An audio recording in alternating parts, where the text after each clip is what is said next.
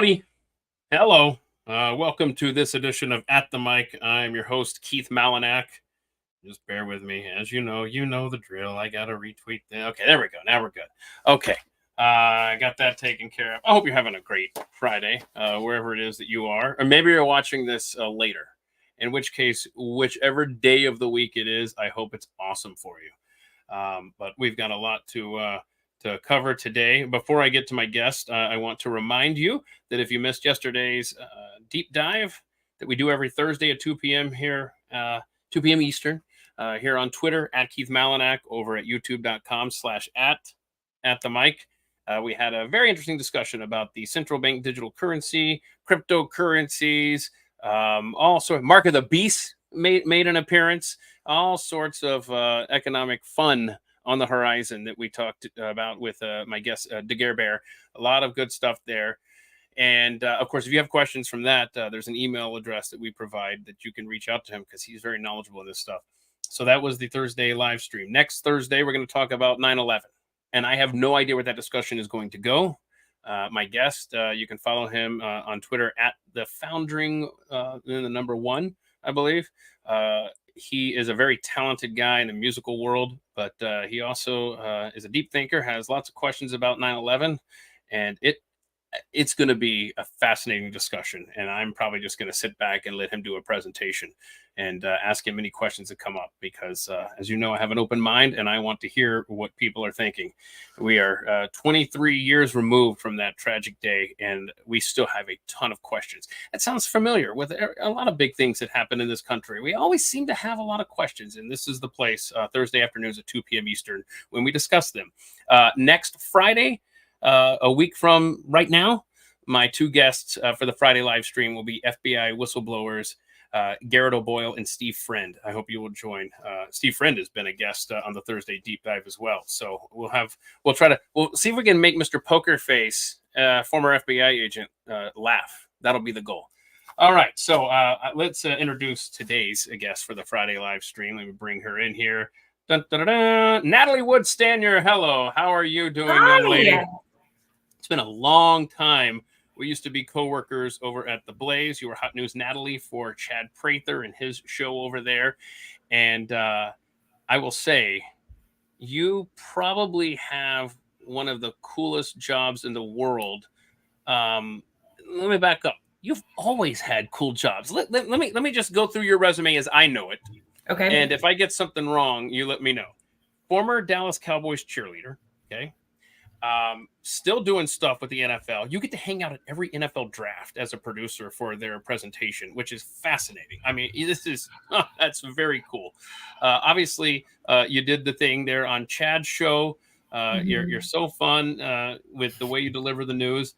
And oh yeah, you also are an entrepreneur. You and your husband own multiple gun stores throughout Dallas-Fort Worth. I have been a customer of yours, and only today did I realize I should have asked for some friends and family discount. I mean, duh. I'm a little bit upset about I know Natalie. So yeah, right. And I will say that the weapons of war that I purchased from your store, they did not fall out of a boat. They are not in a lake. They are locked and loaded, and they are ready at all times. And I want everyone to realize that, including any federal employees that may want to take them from us. Hold on. I've always said, I really do say this, like if we got this, hints of World War III coming, everybody just meet at Texas Gun Experience. That's right. Texas Gun Experience. Yeah. That's the name of your business, Texas Gun Experience. And it is an experience. It is. You'll have great employees there. Shooting ranges, everything. And so look them up. If you live in Dallas-Fort Worth, if you're not familiar with them or you come to town, make sure you check out Texas Gun Experience, and then have them ship the item back to your place, since the TSA, I guess I hear they frown upon firearms being brought on board. Yeah, they want to keep them all accounted for, apparently. That's right. Yeah. And I know you're a mom, your wife and your mom, you have 3 teenagers right now. How's that going? It's okay. We have a son who's going to be a senior really, really loves football and doing well at that. And then we have two girls who are sophomores. One is a volleyball player, and then the other one is a cheerleader. Not only cheerleader for the school, but she's a competitive cheerleader. They're all three quite the athletes. So, the teenager thing, man, I don't know. My husband's former West Point guy. So we're I don't want to say we're militant, but we just don't, like, you being on your period isn't going to be an excuse for you to act like a bee in our house. It's just not. I mean, sorry.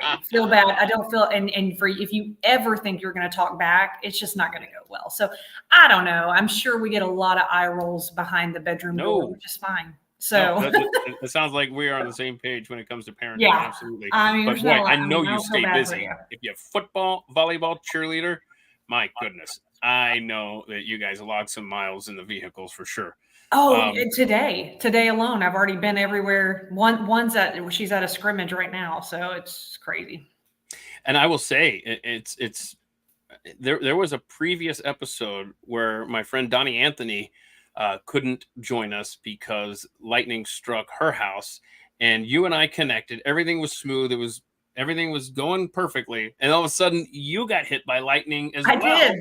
Knocked you off, and then I'm just like, I know, you were like, where'd you go? I'm like, hold on, lightning just hit. It either hit like in my front yard back. I don't know where it hit. I'm assuming it hit the house, but we had to reboot everything. So hopefully not everything's fried. Everything seems to be connected. And that's Texas for you. It's 128,000 degrees and a strike of lightning. And there's a tornado right over there. So, it's just right over there. See, it's fine. I will say that we haven't had rain in quite a while, and I tried to coordinate with this guy to come and spray some weeds, and he said that you need 48 hours of dry weather before it can get wet. So he's like, don't water this in, blah blah blah. And so it's been dry. The forecast has been completely dry. It's got like the sunshine on every day on the forecast, hazy sunshine, And then, of course, the weathermen put in a 2% chance of seeing some rain or storm because they want to cover their asses. Like, look, we said there was a chance. All right. We said. And so he texts me this morning and he's like, all right, I'm at work. And he texts me. He's like, all right, I applied it. Don't forget, don't water it in for 48 hours. He's in the forecast looks dry. So you should be good to go. And then I sit down here and I hear thunder and I'm like, what the hell? I know. And you then never 2 know. seconds after that is when lightning hit your house. It's like, I cannot. I know. Anyway, so, hey, Keith, I had something for you real quick. Linda just sent something and I'm totally going to put him on the spot because she says, when visiting a gun range, what are the criteria to practice? Oh. Sorry, I'm just taking over your show. But no. My husband. By the way, before you answer that, it is the duty. I forgot to tell you this. It's the duty of the guest to do my job for me and follow along as close as you can with the comments, since I'm always busy reading or trying to get a video to play or something. So by all means, if you see something, and this is very important because a lot of people want to get into firearms and they want to learn the gun culture. And they pick the wrong place to go in, and they talk to somebody who talks down to them and tries to purposefully talk over their heads. Feels belittling. And it's absolutely moronic the way some of these people in the industry treat their potential customers that they could have for life, who could be constantly coming in there for ammo or firearms training or purchase weapons. Hold on, my husband's leaving, but I was going to have him answer this one question. He had no idea he was doing this. He's going to a meeting. Sorry, Joseph. Somebody is on right now, and they have a question for you because we're going to talk about the gun range. Hey, what's going on, Joseph? Hi, everybody. We love Texas Gun Experience, and here's the question from Linda. When visiting a gun range, what are the criteria to practice? Please take it away. Oh, wow. That's just kind of an open-ended question there. Extremely open-ended. That's good because you really, at Texas Gun Experience, you don't have to bring anything. You don't have to have prior knowledge. You don't have to have any preconceived notions of how firearms work. It's our job to teach you. You can come in. We have trainers there 24/7 that are just ready to go. Anytime we're open, we've got a trainer there. So just come in and say, hey, I want to learn. We have a try before you buy option. We have, I mean, that always amazed me because we were in the retail business long before we had a shooting range as well.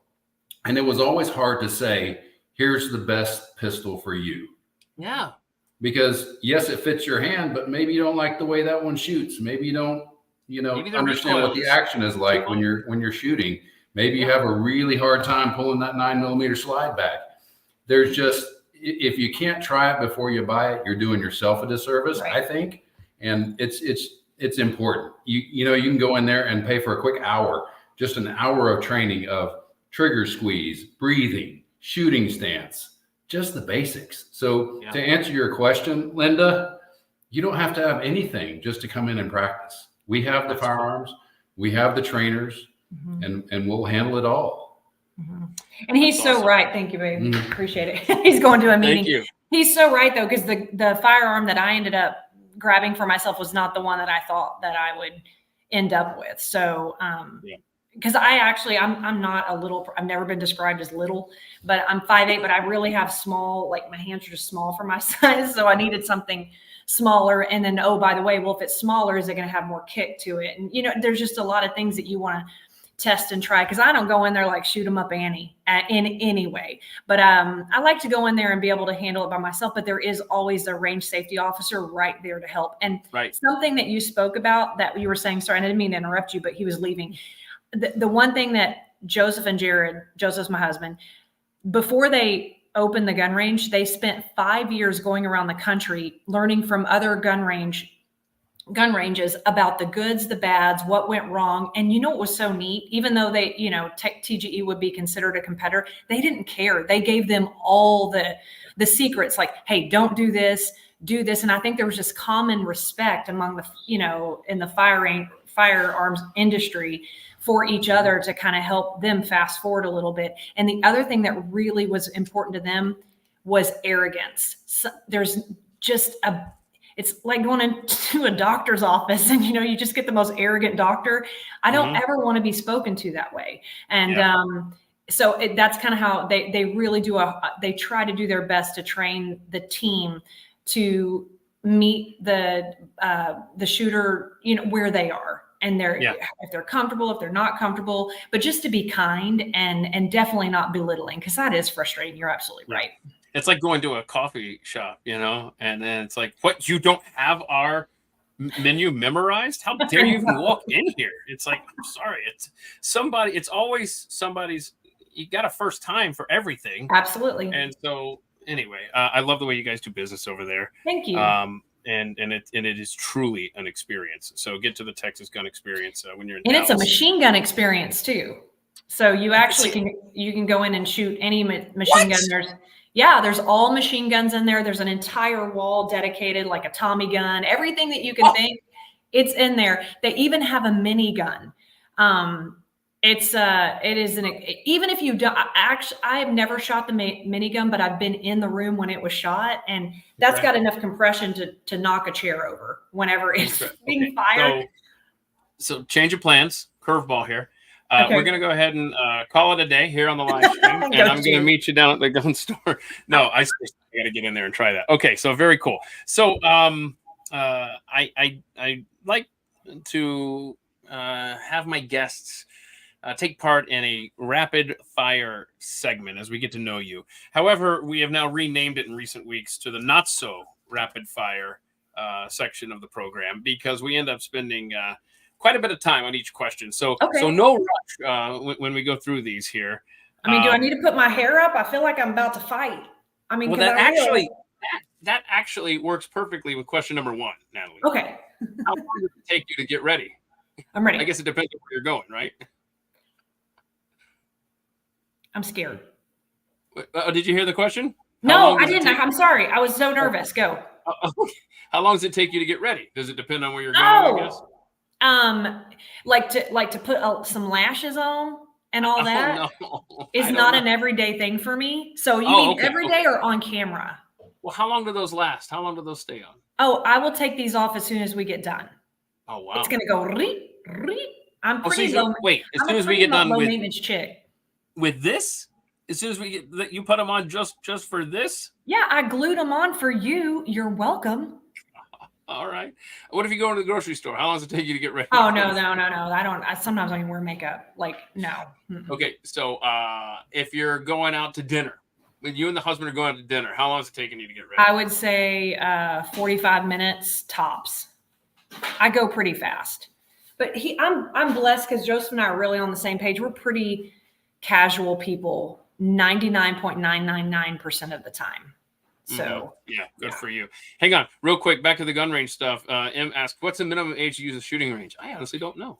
Yeah, that's actually kind of that's a good question. I hope I'm not getting this one wrong, but it really depends on that particular shooter. The parents will be in there with them. Okay. The range safety officer will be in there. There's no, I don't think that there is a legal age, but y'all, I don't work there, but I think this is right. It's on a case by case situation. So and the range safety officer will be in control on what they can shoot and what they can't. But yeah, I mean, there are kids who go out and shoot on on land all the time. So that might be a case by case.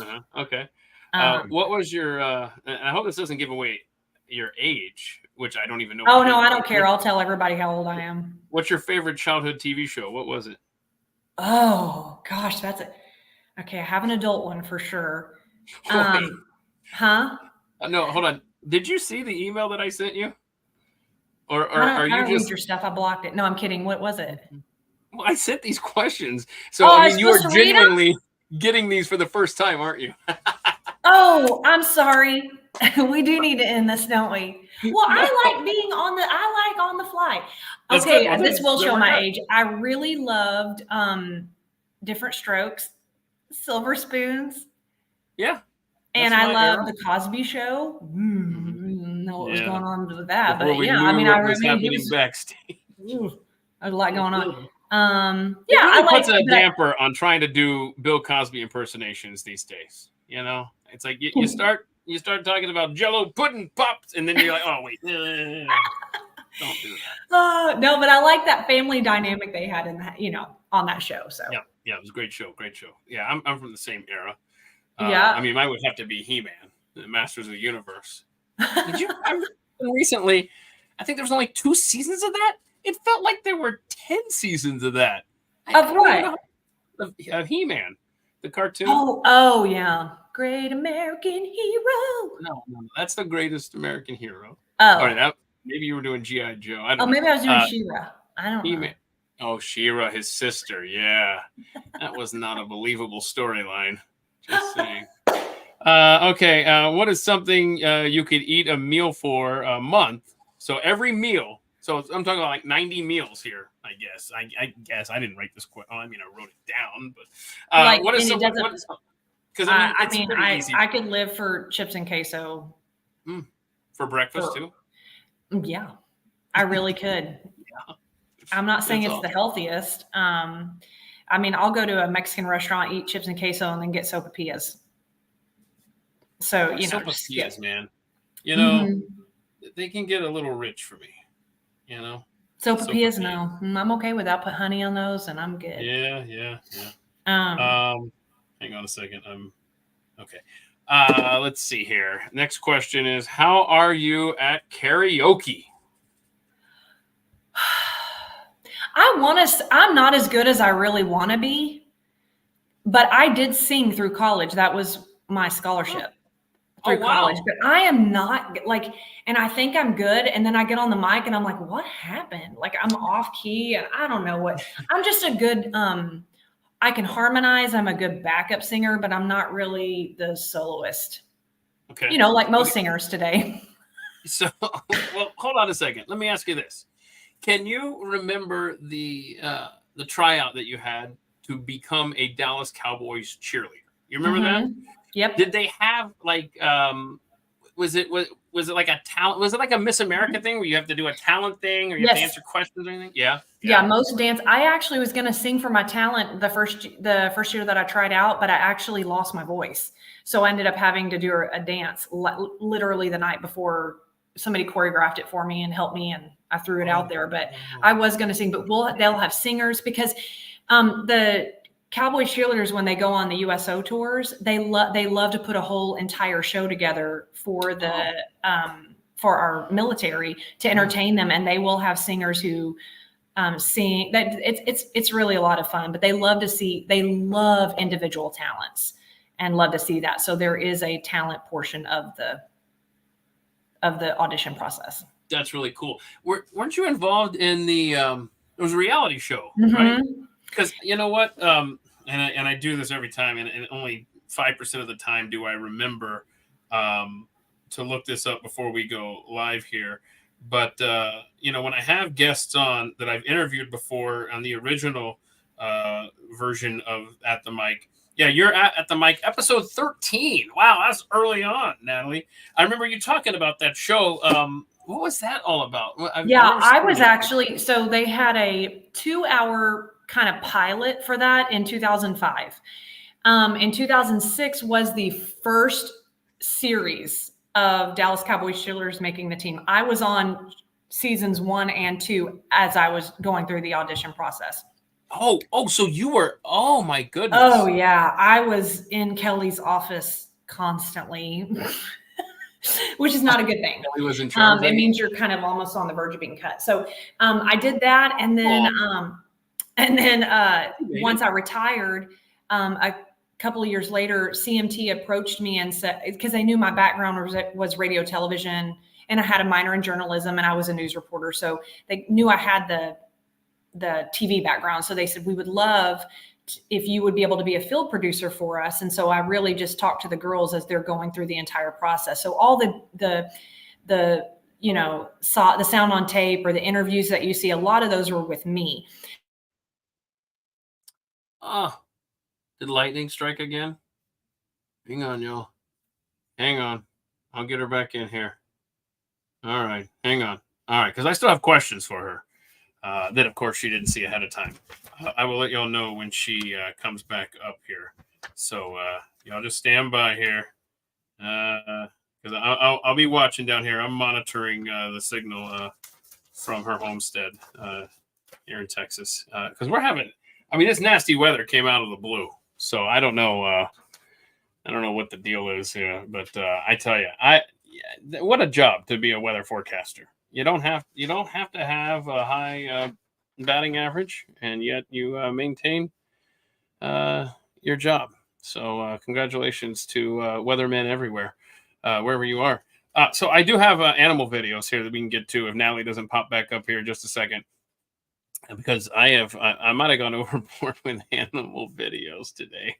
But anyhow, let me go ahead and find them for you. Yes. Okay. So this first video, who sent this to me? My gosh, I'm terrible at giving credit to y'all. But oh wait, no, timeout. She's back. I know. It's okay. All right, we got there. You switched to your phone, didn't you? I'm so sorry. Can you hear me? Yeah, you're fine. This is fine. This is fine. I think this is our lightning issues because now my computer's completely dead. So no, that's completely totally understandable. I appreciate you powering through and I know. This is, I mean, seriously, you have been battling the odds here for an hour, so I got it. I'm sorry about that. No, you're fine. 2 more questions, real quick. Let's see here. Oh no, 3 more. I lied. Who's your favorite book author? Oh man, would have been helpful if you maybe open the old email. I know you're. I really like Dean Koontz. I love suspense. Yeah. Kind of books. So I really am into Dean Koontz lately. Okay. You have to choose one: Sour Patch Kids or Swedish Fish. Sour Patch Kids. Yeah, I mean that's not even a question. Who came up with these questions? What is your? We talked about this recently. What is your thermostat currently set at? And I bet it's different than it would have been if we had this conversation yesterday, since it's been cloudy today. Yeah, so right now, because we're not home a lot, it would be like 76, but at night it's 72. Okay. Yep. All right. Yeah. I forgot. Do y'all remember what the average was? I think the average in Texas was 75.5. They surveyed like 1,000 people or something. Not at night. No. Definitely not at night. That's too fast. Okay, and I think mine was 74 upstairs, and then I I turned it to like 80 downstairs because no one's down there during the day. So why am I cooling it for nobody? Okay, let's do some animal videos. There's always a lot of fun Okay. here. Let me figure out. Do I know how to share a screen? Okay, let's see. Oh yeah, look at it. You switched that around. That's cool. I did. Let's see here. Okay, so when you're watching this video, y'all, understand that I have 2 dogs. If you're not familiar, and I was just showing Natalie before we went on the air, just to Muck and Futch, who creates the bingo cards for my day job, Pat Gray Unleashed, over on the Blaze. She made these watercolors, and I'm quite proud of these because these are awesome. Excellent job by Just to Muck and Futch. She did a wonderful job. So there's a picture of Tanner, and then she turned that into a watercolor of Tanner. Excellent job.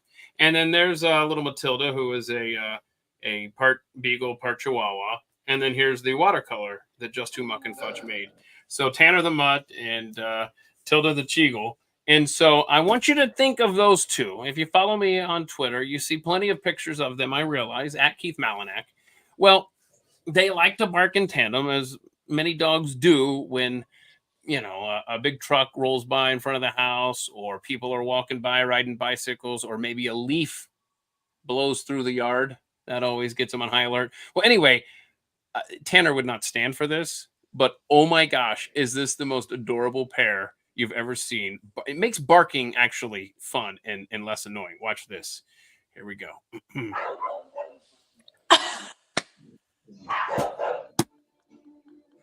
Isn't that great? Oh, he's got a step stool. He's got a step stool.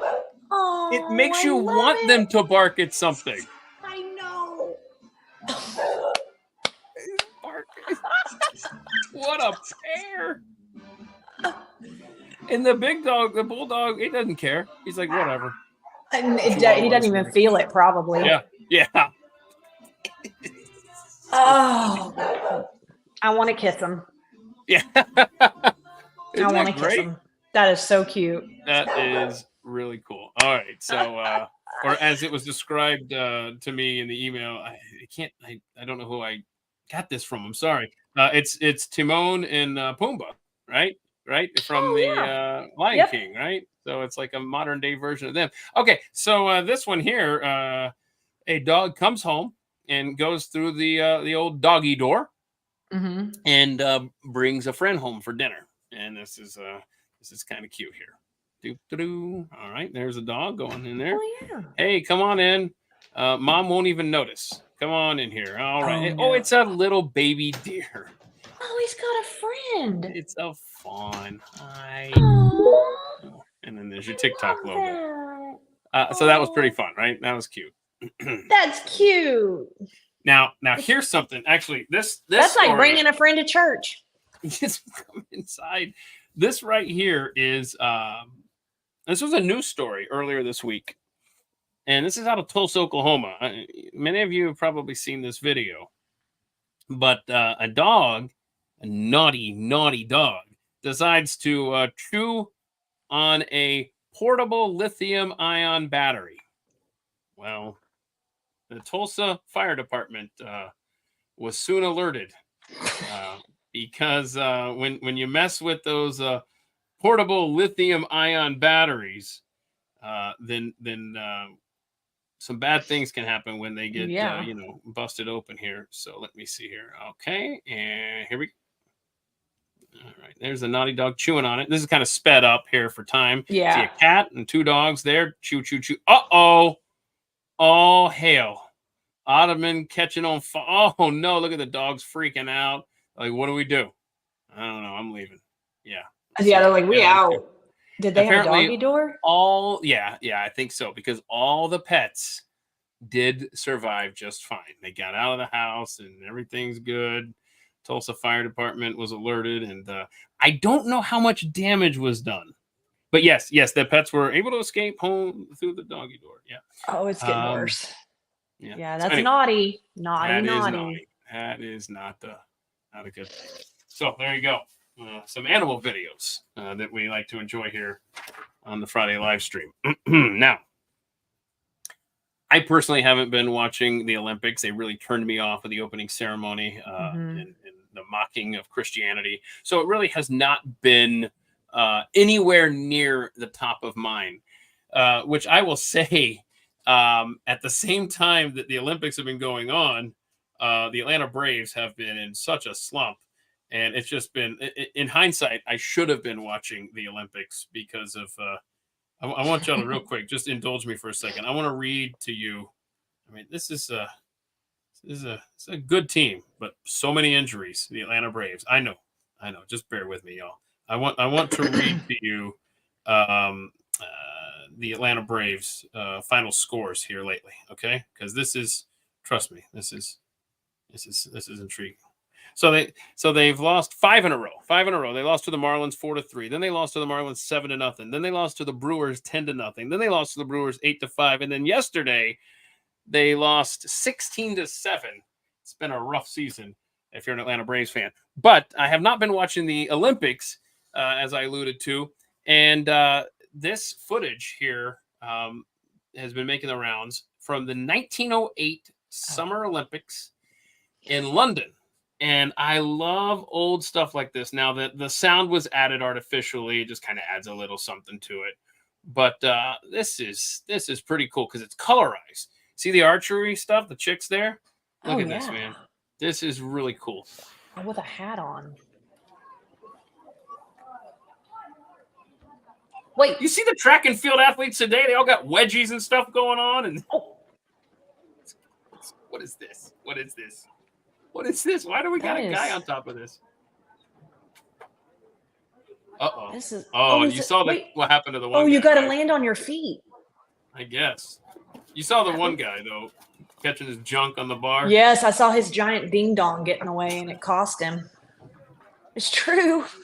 It's a burden so many of us have to deal with. Right. Hold on a second. Hold on. I didn't catch that the first time I watched this.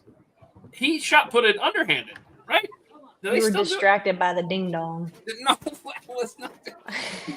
All righty. Oh, look at that. They got wires and stuff set up, or like little ropes instead of painted lines on the track and field. Okay, well, there's tennis. We know they're playing tennis in dresses, like long dresses.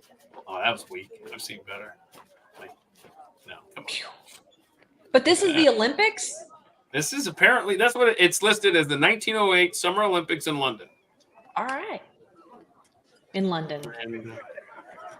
Because they started in 1896. Like, obviously they were centuries ago. But then they brought them back to Greece, I believe, in 1896.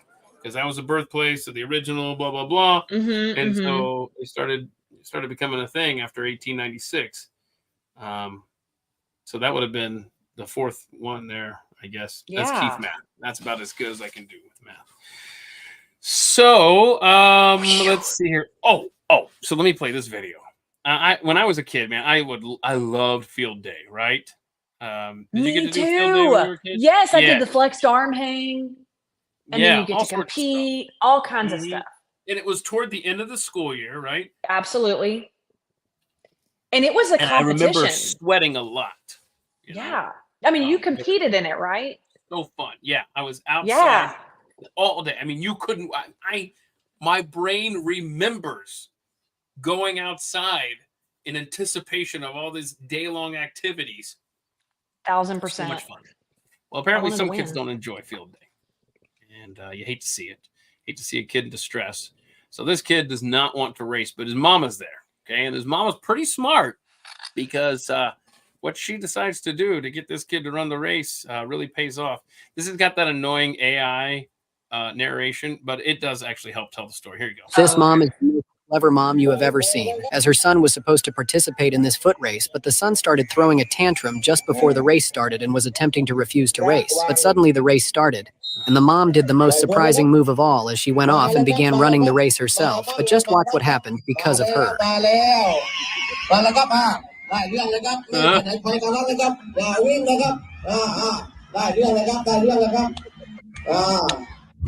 Kid wins. And just like that, the boy won the race because of his mom. He had a pacer car. He had a pacer. Can I just say though? We talked about parenting earlier. You and This I. mom is the most clever mom you have ever Okay, that kid seen, as her son was supposed to. wasn't raised right. I'm sorry. I Oh, realize I he's love young, it. but you don't cry like that. Come on, stop it. Right. Stop. Get out there and compete. Okay, so do you do what it takes to like stay in shape, to exercise or whatever? Because I'm sure that if you do, and even if you don't go to the gym or work out, Natalie, or anyone watching, I'm sure you keep a close watch on your intake of water throughout the day. Okay, right? Do you do that? Are you obsessive over the amount of water you drink and all that stuff? So, because I just told you what I could eat for a month, chips and queso, yes, I have to go to because I love food. I tried to be anorexic once. It lasted 4 hours because I got hungry. I wasn't good at that. So I have to go to the gym. So I love like HIIT classes where it's a 45-minute class. So I do love to get my butt handed to me, but I definitely have to work out just because I like food. So, and water intake, I always say I should drink way more water than I do. They try to incentivize you with those big tubs and stuff. Yeah, and they're like, hey, you should be halfway home or whatever. And you're like, man, I ain't got time to go pee all day. Back I off. know. Yeah, if So- I'm traveling, I'm like, I can't do it. That's right. Okay, so let me read you some fun facts here, and then I'm gonna let you guess. And people, if you want to start, and don't be cheating over there in the comments. Okay, I trust y'all. Don't go Googling. What do you think is the correct amount of water or recommended amount? And I'm sure it's from the government, so it's probably wrong. But here we go. Here, the average human body is more than 60% water. Water makes up almost 2/3 of your brain and heart, 83% of your lungs. Ooh, that's weird. 64% of your skin, even 31% of your bones. It's involved in almost every process that keeps. Oh, and I printed. Guess I cut it off there. So hold on. Here's where let's finish the sentence together, y'all. Like Mad Libs. It's involved in almost every process that keeps your system's running. Perfect. We'll go with that. The common rule of thumb you've likely heard is the 8x8 rule. Now, I've heard this all growing up. 8 glasses a day, 8 ounces, so 64 ounces, right? I heard so like half your weight. That's what I heard. That's what I've always heard. Okay. Yeah. Okay, so maybe this isn't the is this the government? The National Academy of Science? Is that a government thing? It sounds like a government thing. Somebody do my job for me and find out if that's a government thing. National Academy of Science, Engineering, and Medicine recommends an average daily water intake of 125 ounces for men, 91 ounces for women. Why are y'all getting off easy? If you're not filling up a water bottle with that amount every day, then you're likely not getting enough water. That's so a gallon is 128 ounces. I'm not walking around with a gallon of water. I'm not doing it. Okay, so can I ask you something? So, okay. Does tea count? Because I mean, it's water it's like stained water. Does that count as a water intake, or does it have paragraph. to be? Okay. Let's find out here. You can get a lot of this is interesting. You can get a lot of hydration from foods like celery, oranges, strawberries, watermelon, and cucumbers. They're hydrating foods that can actually help supplement your water intake. Let me see if they mention tea or would coffee count? Or like Spark, like anything that's is it because it changes the makeup? It's not H2O anymore. I feel like it's still H2O, but I don't know. You know what? Hang on a second. Let me show you where I get a lot of my water intake. Hang on. I'll be right back. Oh, okay. I'll entertain. He just left us. I mean, most of mine, I do also. I do a drink. Pure water. I mean, this is purified water, right? So it goes through a distilling process. Sorry. If I'd planned ahead, I could have had it within reach. And then you wouldn't see me in my basketball shorts. Oh, gosh, that's awesome. So this right here, I mean, look at this. It's distilled from grain. So it's clearly this counts toward my water intake. Basically odorless.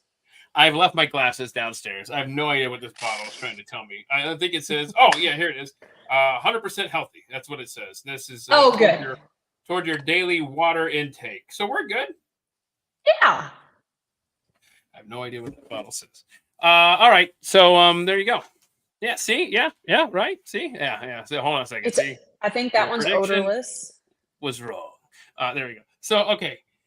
Okay. I don't know. Okay. I really respect the guy I'm about to talk about here.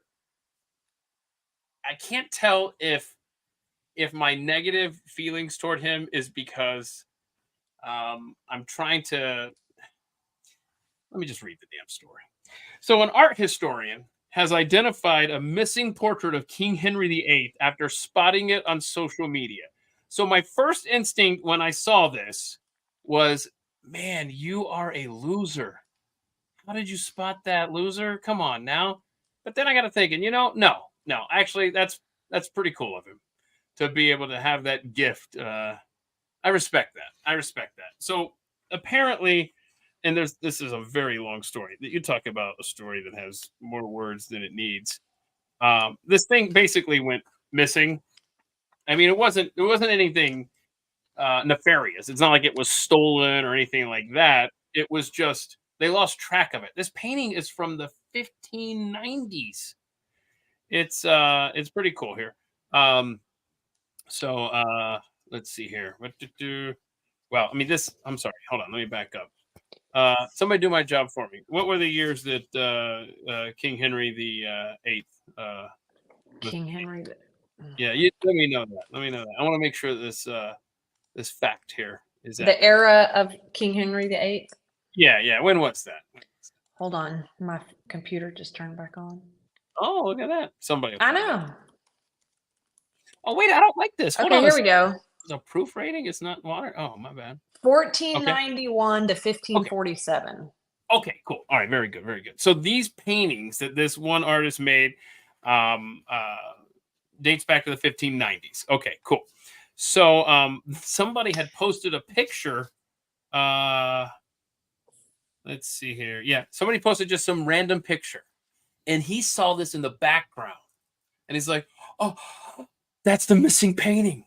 That's been missing forever." And like I said, it wasn't anything nefarious. It was just in some, I think some duke's house or something or whatever. But it had fallen through the cracks through the years, and people had no idea what had happened to it.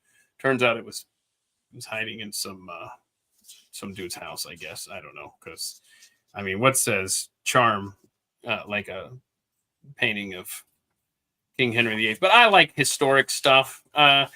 Personally, I wish that ended up in a Goodwill or something for me to stumble upon.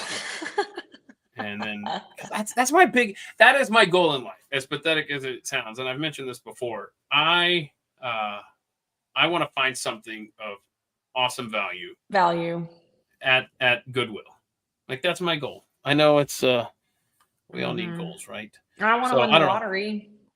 Yeah. I do. Okay, so you want to win the lottery? Wow, that's a unique dream right there. I'll tell you that. Well, yeah. What would you do if you won the lottery? What would See you that, buy? because that's the fun part. You get to start thinking about what you want to, what you want to do with the money if you win. Because everybody's like, oh, who's the guy who's won it twice and then went bankrupt twice? What? Yeah. That guy is not. That guy. It's happened. That guy doesn't belong in He's society. famous. What's his name? It doesn't matter. Anyway, I can't think of it. But that wouldn't happen to me. I would have that money prepared for sure. Flensburg always dropping the old European facts here. Love this. Oh, what do you say, young? That Elizabeth I turned out to be a great queen, his daughter. He's the guy that wanted the boys and then kept, killing his wives, right? Because they weren't giving him boys. Bro, that's on you. Oh, yeah. Yeah. That was that guy. Anyway, so I'm sorry. I can't. I got to go back to this. I've never heard of the guy who won the lottery twice, went bankrupt Yes, twice. y'all know who I'm talking Shame about. on you. Yeah, Hollywood Henderson? Is that the name? Did I dream that? I may have dreamed it, but either way. Hold on. Hollywood Henderson, isn't he a yes, like Cowboys yeah, you're or right. something? You're right. Lottery. That's not the Hollywood Henderson I was I thinking swear about. he's won it twice, or I might just be buying into some wives still. So when I hear Hollywood Henderson, I think former Dallas Cowboys player. That's not the same Hollywood Henderson. Yes, I think it's the same one. What? Yes. No. Really? Okay, well, listen, y'all make a lot. I'm not saying you're wrong. No, I could be. doubting I feel like I remember that story that he won the lottery twice and he went and he had, I think he had struggled with drugs and addiction or something and lost it. Okay. I don't know. Yeah, look, Hmm. flashback trip to buy Cowboys linebacker wins the lottery. Wow. Look at you, man. You got the facts. Thank you. I had But no if idea. you gotta have, but if you win the lottery, you gotta have somebody. I would Jimmy, go somewhere. Jimmy, how much? Jimmy won? How much was this ticket worth, Jimmy? How much you want to share with us? Oh my gosh. I'm waiting for the next chat to drop from him. I'm gonna give him my Venmo right now. Jimmy. Oh no. Oh my gosh. I would lose my freaking mind if I knew I had a ticket. I mean, I've won $100. Jimmy. Oh, that's cool. That's something. Yeah, I mean, yeah, I won. We're all breathlessly waiting for Jimmy's follow-up message here. Lost a winning lottery ticket that was worth. Well, somebody holler. Natalie, holler if you see their okay, I'm looking. I don't see it. Oh no, I can't see you. It's when you pop it up at the bottom is when I can see it because. Oh, you can't see the column of stuff? No, because my computer jacked it all up. Today. Remember that? You saw Sue's. I know, but that was on my computer. Now I'm on my phone. I don't know how to make it. Yes. I know. I don't think Jimmy wants to. Jimmy's not telling us. He just left. Oh my gosh! It was 1989 worth 200,000. Jimmy. Before. Wait, what year? 1989. I'm already a step ahead of you. Okay, I want to know. How much the government took from it. 2019. You know, Jimmy's done this millions. Jimmy's like, I got $3 worth what in 2024? Oh no! Let's see here. Jimmy. No. Over $500,000 today. Jimmy. I'm so sorry, Jimmy.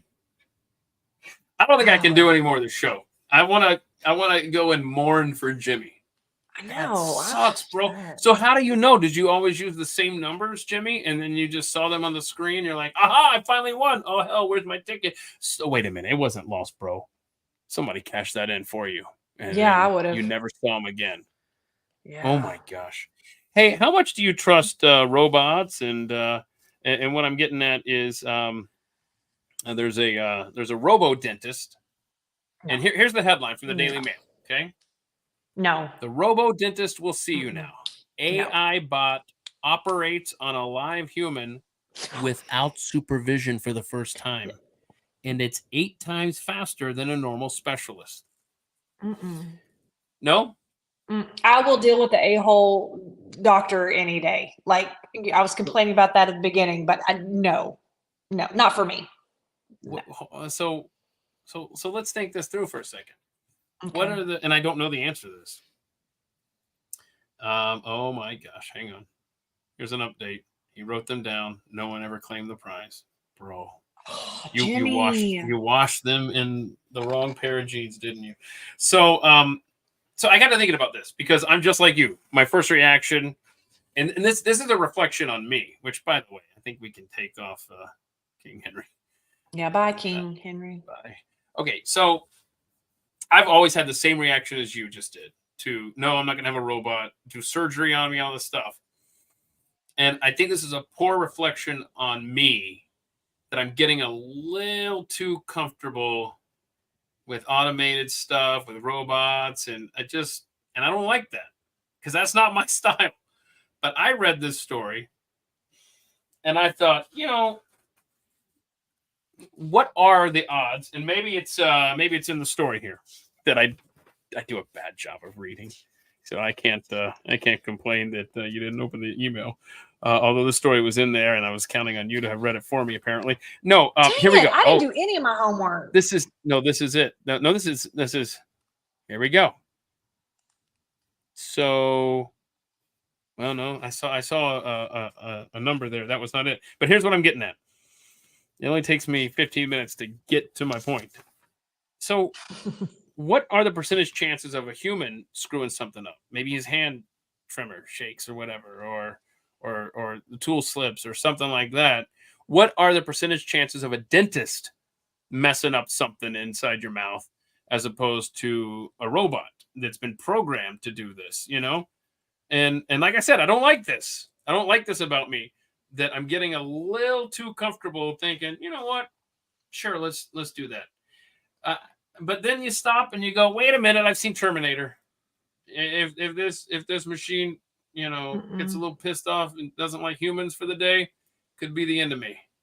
So I don't know, man. But I feel like 20 years from now, that's all we're gonna have are machines working on us. And I don't know. Help me. Talk to me. That's going to be a hard no from me, just because, yes, is there a chance for there to be much more accuracy? I'm sure, but I also know that my computer just died literally while I was live with you on the air, and I still have to hit Control Alt Delete, and I don't want to trust technology over the human hand. So percentage wise, can the doctors, they mess up all the time?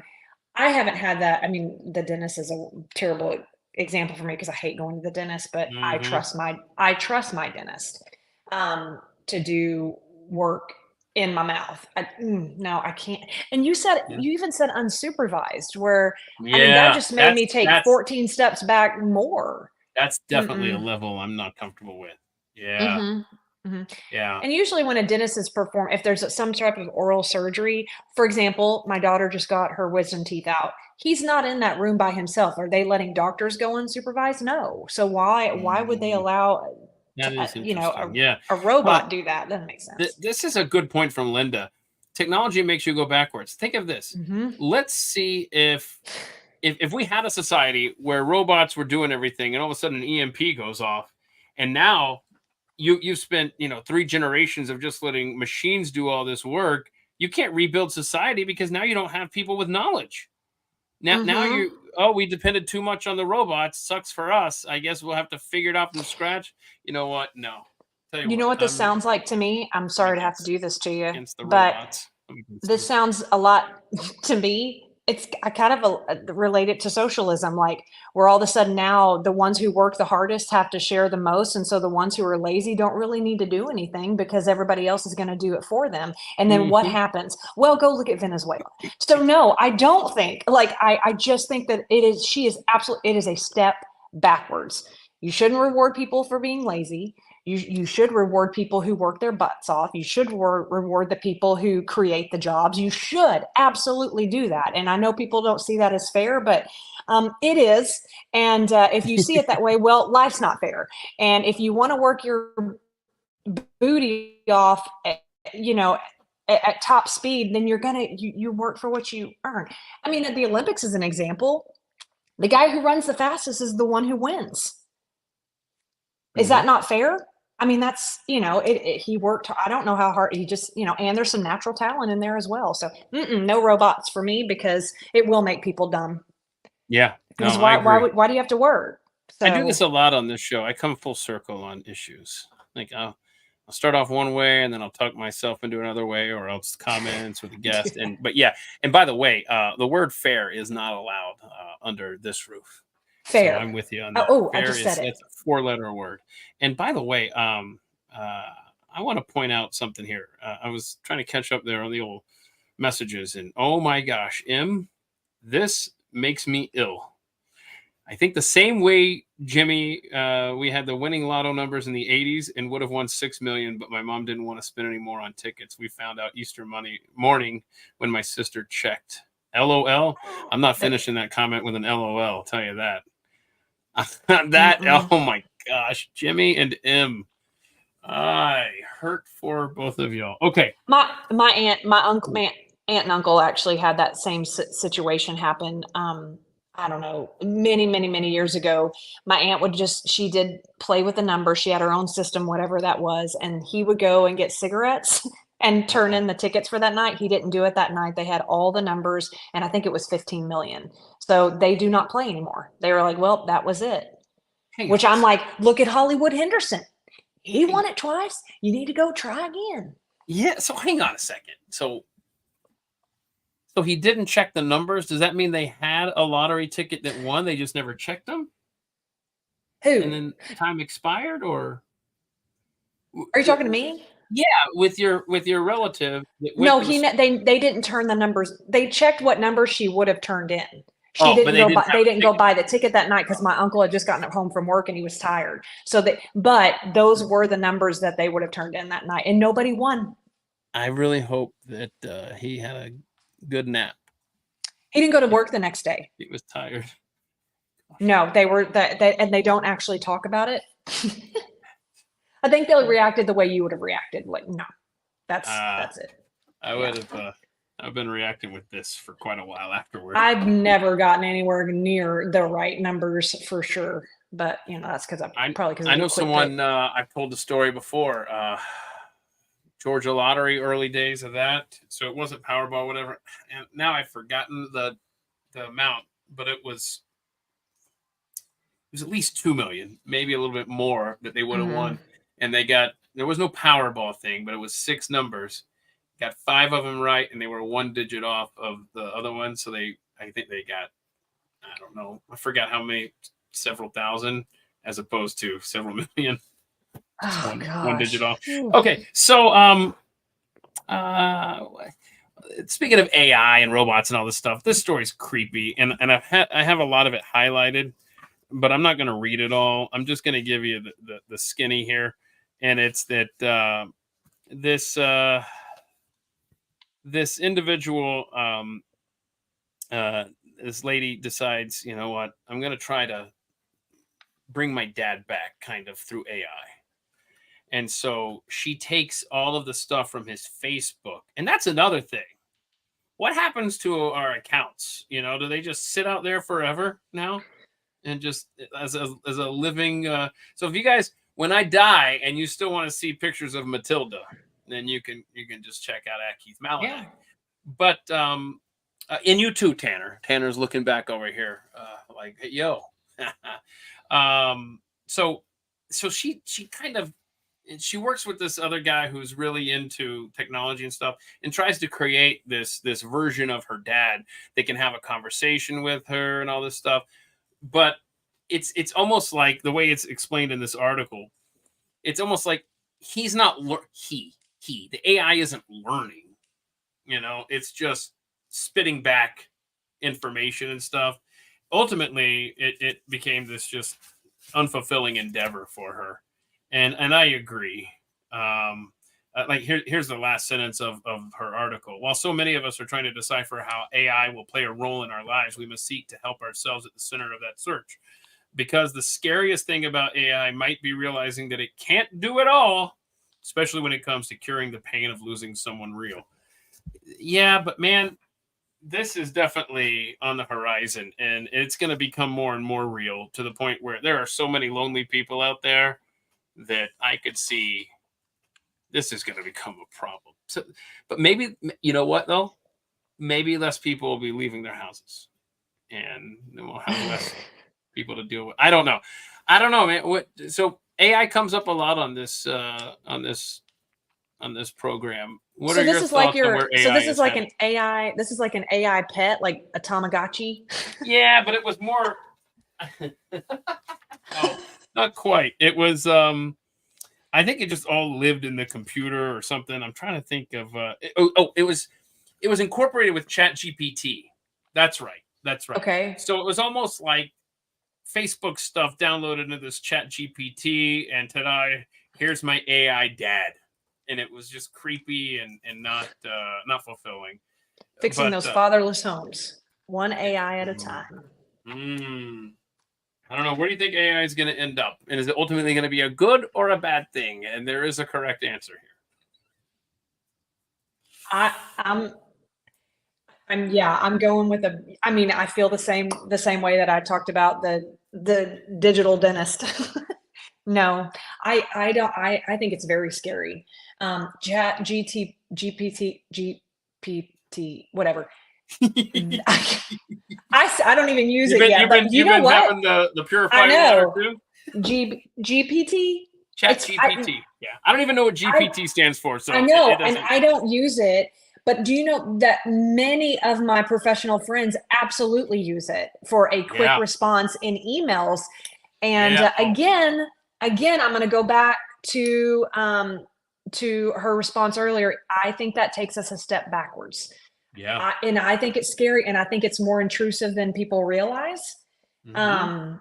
No, I can't. I just can't get on board. I don't even know what the regulations for all of that is right now. You know, how are kids even writing papers at university right now, or do they just have? I don't know. I'd much rather have my kid come have me help them write their essay than have a computer do it. Yeah. Ugh. Well, so I think the only thing that AI is good for is making fake songs on the fly here on At the Mic, because Yes, that's what we've been doing on the Friday live stream. I've heard Wait, those. let's see, let's see, create your magic media. Okay, so all I did was type in here, AI is creepy, make it go away. I said, make it into a rap song, and let's see what it comes up with. I'm not paying for this. What? Oh, we want you to pay for it? Well, last time it did it for free. Now it wants me to. I'm sorry. Sorry, y'all. You know We're not why? gonna You get know to why hear they've added that to Kamala's fundraising? Wait, what? Oh no. They- Yeah, that's because she is AI. Let's see. Let me try one other app here. Let's see if it'll play ball here. Make it go away. Okay, so next. Okay. Let's go with where's rap? I got R&B. Let's do R&B. AI sucks. It'll be the title of the song. And let's just create that song and then let you know when it's been created. And now the create button isn't working. So we're all for 2 with the AI apps. They screw them. That's what I say. And what it? Yep. Nope. So No check- technology. This is the story. Here's a headline from Yahoo News. AI bots talk dirty, so OnlyFans stars don't have to. Yeah, I'm sorry. Those of you with OnlyFans subscriptions, she's not the one talking to you. Listen to this. That's a hard job. Oh well, no, it's gone from. So let me just read this to you because I was about to summarize it, but I didn't highlight that much here. OnlyFans is a porn-saturated website that offers its creator or its subscribers a chance to forge, quote, authentic relationships with content creators. But many OnlyFans porn stars rely on chatters to impersonate them in messages designed to pry dollars from randy subscribers. And increasingly, some of those chatters aren't even human. They're bots. The chatbot called Flirt Flow, quote, captures the essence of years of relationship building expertise, ensuring every interaction is genuine and meaningful, end quote. And so it talks about how OnlyFans takes 20% cut of its creators' income, reported nearly $1.1 billion in revenue back in 2022. The companies that use chatbots are not formally affiliated with OnlyFans, but they work with creators and their management agencies, which have access to OnlyFans accounts. Quote, you cannot directly jump. Okay, so it talks about how these creators got, so popular that they had to hire people to get online and be like, hey, baby, and impersonate them through chats. And then they got to the next level, which is now AI. So here's somebody talking about the software. Quote, you can't directly jump into the typical, hey, daddy, tip me stuff, he explained. You have to start by really comprehending the fan. Where's he from? Oh, I love how it's a he. What's his problem? Why does he hate his boss? What's his dog's name? You collect information. It's also called phishing, right? Because otherwise, how are you supposed to connect with him? How are you supposed to get money out of him? Jarrah said the chatbot is most effective with accounts so popular that even a chatting team of 14 people might just be too few.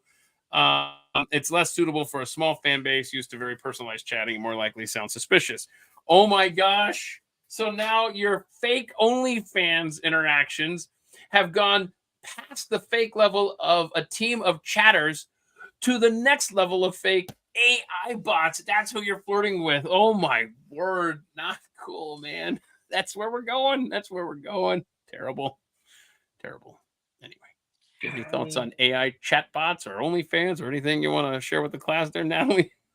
Yeah, I keep going back to you talking about having my buddy AI friend either way, all of that technology is creeping in your house, right? Yeah. So I keep going back to it being a safety issue, or just the fact that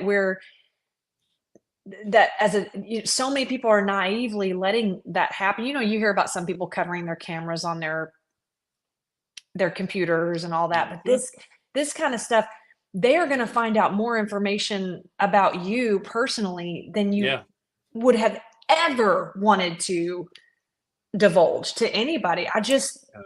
And now you're going to go on your favorite OnlyFans to the chick, and she's too lazy to talk dirty to you, so she's just getting Chat GPT to do it for you, because she can't even do it. So and you know what? Somebody knows you did that. Like, it's just, I don't know. It's not like we had a friend whose son just got caught doing very teenager things. Like they went into a building. They didn't ransack it or anything like that.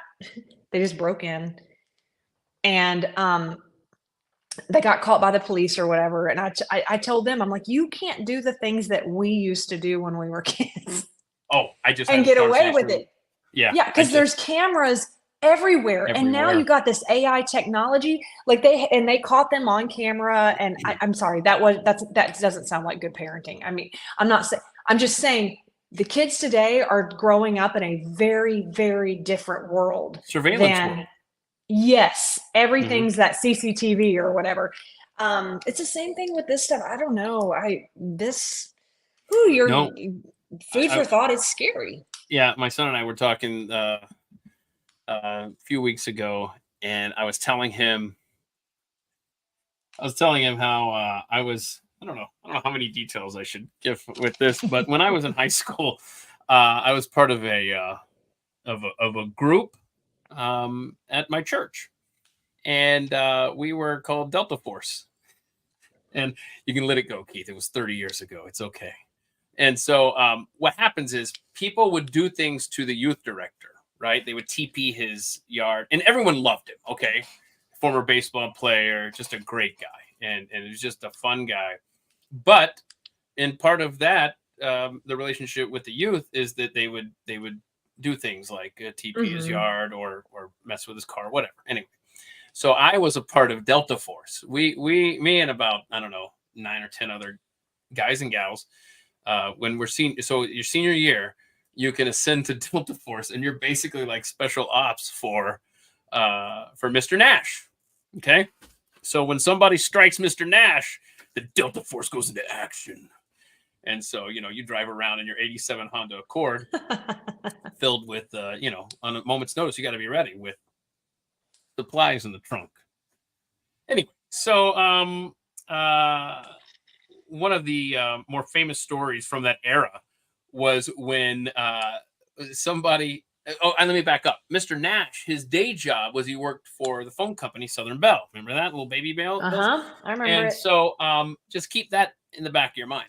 So one of the individuals that was in the church youth group, one of the students, and a couple of them decided to TP Mr. Nash, and then they went to this kid's house, right? And so the next morning, they decide to call Mr. Nash and say, "Hey, you have a white Christmas in August, or whatever," because they had TP'd Mr. Nash's yard.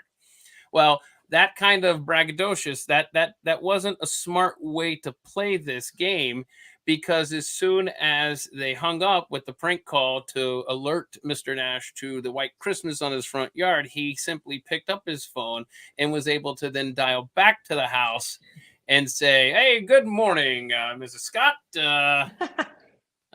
Please put some coffee on. I'll be right over to talk to your son and his friends," or whatever, right? So my point when I was having this conversation a few weeks ago with my son, it was like, he worked for the phone company. So he had caller ID. He had all of these features before anybody else did. So he had the ability to know who had TP'd his yard. Well, now this kind of technology, whether it's caller ID or cameras in your driveway or in your doorbell or any number of pieces of technology that you have to keep tabs on what's happening around you, you can't do any of the things that we used to do and get away with as kids. And I feel sorry for this generation because I mean that was a lot of fun doing that stuff and getting away with it. You can't get away with jack crap now. No, you cannot. And and these boys really they were trying to. It's an abandoned building, and they were breaking in to make a fort. And I'm like, somebody owns the building still. You can't. And he's like, yeah, that's true. So anyway, they got caught. But that's too bad. Fortunately, I think the police just they gave him a good talking to the way that we would have gotten it. But it's just that you can't. On one level, you want your kids to behave and respect other people. On the other hand, there is no wiggle room in this society to go and be a kid, you know. And nowadays, you're going to get yourself shot doing something like that. That's true. People are on that edge. is. So well, that or I'm like there. Honestly, you're not the only one who could have broken in. There could have been a transient in there that just was not in a good place. Anyway, I went to the mom. It wasn't my child, but I went to the mom mode of all the things. So anyway. I want to hold up a professional drawing that I did yesterday on this podcast. And what I was illustrating here, I said, hey, there's this video where a guy takes his dog on a walk and the cat decides to join in on the walk and do its own thing. And it still end up at the same place. They just took two different routes. Well, lo and behold, I actually have that video. I was able to find it and kind of retrace my steps, if you will. This is a guy, he's walking his dog. He's staying on the streets and the sidewalk. And the cat's like, hey, I'll come too. And this is hilarity ensues. Oh, look at that. Look at this. Look at that. The cat goes all over the place and still, boom, hi. That is a cat. That is a cat, 100%. Look at that. Oh my, that's like a woman's mind versus a man's mind. Okay, I see the analogy. But we've probably got it more figured out by the time we get there, because we've I love how he cuts through. You know what? Oh my gosh. Actually, that kind of pisses me off. And I'll tell you why. Because when I was in elementary school, I was in 4th or 5th grade or whatever, we used to do this marathon, I don't know, 3-5 mile race, whatever it was. And one year, this kid, he started after everybody else, but somehow he won the race and nobody remembers him passing. I swear he did what this cat did right here. See? And we all suspect him and nobody could prove it. Because you know why no one could prove it, Natalie? It's because there wasn't cameras everywhere in 1987. Because if there were cameras everywhere in 1987, we could piece together through the neighborhood through the Ring phone or Ring doorbell cameras and all this good stuff. Technology, man. Good on him. Good on him. Sorry, that was not a good day. Everyone was pissed. Okay, speaking of cats, I got another cat video for you here. I figured we did dogs earlier. We got to do cats. Okay, cats, I'm sorry, man. Dogs are smart. Cats are... They've got their own level of intelligence, but they don't think bigger picture like dogs. Is that fair? And I think that'll make sense when I show you this is a dog saving a cat's life, but the stupid cat is drowning and then decides its rescuer, the dog, was more of a threat than the water at first. Yeah. And watch this stupid thing. He's slapping him in the face, like, leave me alone, leave me alone. The dog doesn't give up. The dog's persistent. He gets under the water. He's like, get on my back, dummy. Now that you've clawed up my face, I'm still going to help you out. And the cat's like, oh, duh. Okay, my bad. Okay. Now watch the cat. Cat's like, I'm out of here. See ya. And then the dog's like, oh, hell, bro. Come on now. Help me out. Dog gets that dog wins. That dog wins the day. He's a hero. Look at the stupid cat. She's scratching the dog's eye, and the dog still cares enough to help him out. And then the dumb, wet cat finally realizes. And then I love how it doesn't even care if the dog gets out. It's like, I'm out of here. Whatever. Later. See ya. The cat's like, I'm wet. That's gross.